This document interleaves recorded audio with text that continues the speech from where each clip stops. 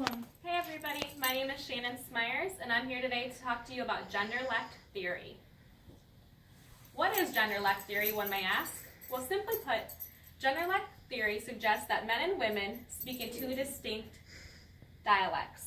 It also describes that the conversation of men and women are not right and wrong, superior, inferior, they're just simply different. Opposite sex communicates differently, and we can also direct what we can do to bridge the gap between the two. So who came about Genderlect theory? Simply put, that's author and linguistic professor at Georgetown University, Deborah Tennant. She even wrote the book, That's Not What I Meant, How Conversational Style Makes or Breaks Relationships. One of her most famous quotes is, "The biggest mistake is believing that there is one right way to listen, to talk, to have a conversation, or even a relationship." But what? What actually separates men from women? It's our communication skills. But why do we communicate so differently? According to Deborah Tennant, men, all they want is status. They're looking for a desire of achievement. They want sort of a bragging right, kind of like a in your face, but not so much. They're looking for somebody to advance them on their goals, give them pride. They're looking for kind of a spotlight type of setting. And they want to get straight to the point. Versus a woman who obviously wants more of a connection. They look to communicate on a more personable and soft-spoken type level. They want that person to feel connected with them and comfortable when they speak with them. And obviously, women are sensitive, so we look to be coddled and ease into certain situations at times. But the truth of the matter is, though, we all make sense in our own way. We just don't always make sense to that opposite sex, but that's all right. Perhaps the idea that men and women understanding each other will never actually come true. Maybe it's all just subconscious. Either way, I think that both sexes should at least try to understand the other's point of view, instead of just first looking at it as confusion or backing out when the first sign of trouble comes around. The best media artifact that I could find to describe Genderlect is the 1998 Walt Disney film Mulan, which was actually directed by Tony Bancroft and Barry Cook. Some of the main characters I'm going to be speaking on today is obviously Mulan, which was played by Wing Na Wen, Mushu, who was her faithful little dragon throughout the movie, played by Eddie Murphy. We have Shang Yu, who was the leader of the Huns. He was played by Miguel Ferrer. We have Li Shang, the captain of the Chinese army, played by Donny Osmond. And we have the Chinese emperor, played by Pat Morita. So a little history on Mulan.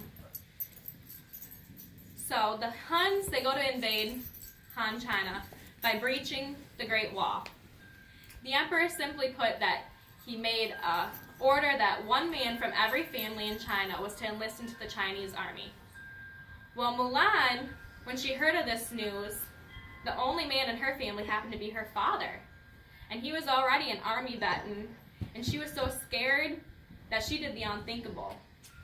In the middle of the night, she actually stole her father's armor, chopped her hair, and took her place because she feared for his life as well as his health. The family soon realized of her leaving to go enlist in the war in her father's place, and her grandmother instantly started praying to the ancestors. The ancestors actually looked to get the Great Stone Dragon involved to go and protect Mulan. So they sent Mushu. Well, Mushu went to go awaken the Great Dragon, but when he got there, he accidentally destroyed it instead. So he did the unthinkable, and he resolved the issue by going and taking the Great Dragon's place to protect Mulan.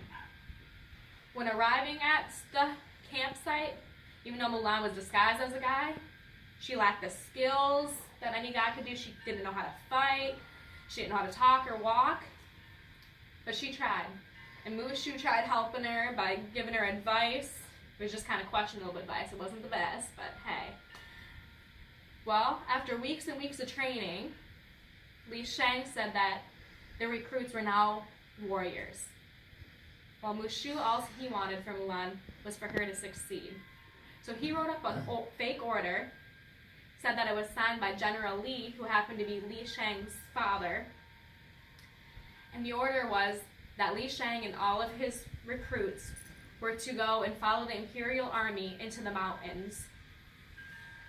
They did just that. So the next morning, the recruits and Li Shang went all the way high up in the mountains to find that the encampment was massacred. General Li was dead, and all his recruits were dead as well. So this saddened them very much. So as they're going to leave, the Huns invaded them. Well, just like that, Mulan, being as quick on her feet as she is, she grabbed a cannon, pointed at the mountains, and started a huge avalanche, and it buried all the Huns alive. Before Shang Yu went under, he slashed Mulan's chest. This is when Mulan's true identity was revealed. When Li Shang found out she was a woman, he was ordered to kill her, but instead of doing so, he spared her life and just gave her an honorable discharge from the army.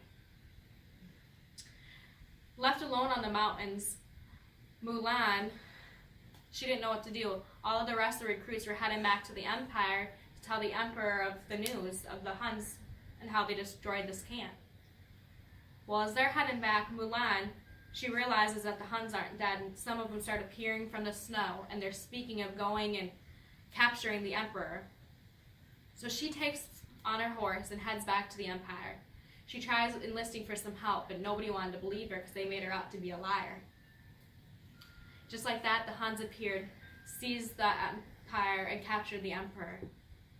With the help from her recruits from the army, her and a few of her pals dressed up as women to get into the Empire.